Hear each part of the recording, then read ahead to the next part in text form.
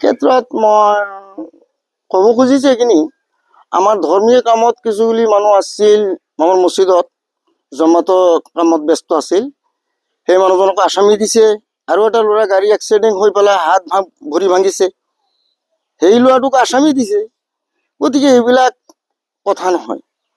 গতিকে আমি পুলিচক আহ্বান জনাম যাতে এইখিনি ইনকুৱাৰী কৰি যিটো ঘটনা ৰকিবুল হাছান ডাঙৰীয়াৰ লগত হৈছে, নিন্দাজনীয় ঘটনা এইটো আমি গৰিহণা দিছোঁ। কিন্তু আৰু এটা কথা মই ক'ব ধৰিছোঁ, ৰকিবুল হাছান ডাঙৰীয়া, আপুনি 2002 চনৰ কথা অনুভৱ কৰক। আজিতো লাংটাছাৰৰ গাড়ী EDF-ৰ বাজ্যাগ আপুনি ভাঙিছিল নে? বস্তিৰ কাছিম হিচাপ লগত আছিল নে? মূৰ ফালিছিল নে?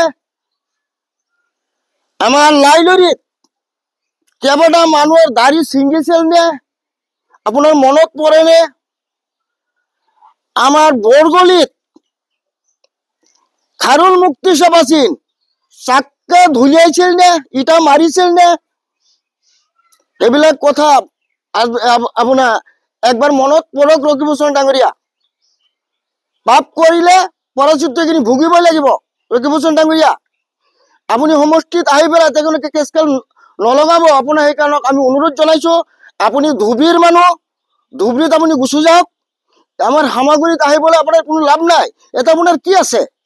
আপোনাৰ একোৱেই নাই। আপোনাৰ লাজৰ কথা এইবিলাক। আপুনি যে মানুহক ইমান হেৰেছমেণ্ট দি আছে, কষ্ট দি আছে, এইবিলাক কথা নহয়। আপুনি ইয়াৰ পৰা ধুবুৰী গুচি যাওক। সেইকাৰণে আপোনাক মই অনুৰোধ জনাইছোঁ ধুবুৰীত যাবৰ কাৰণে।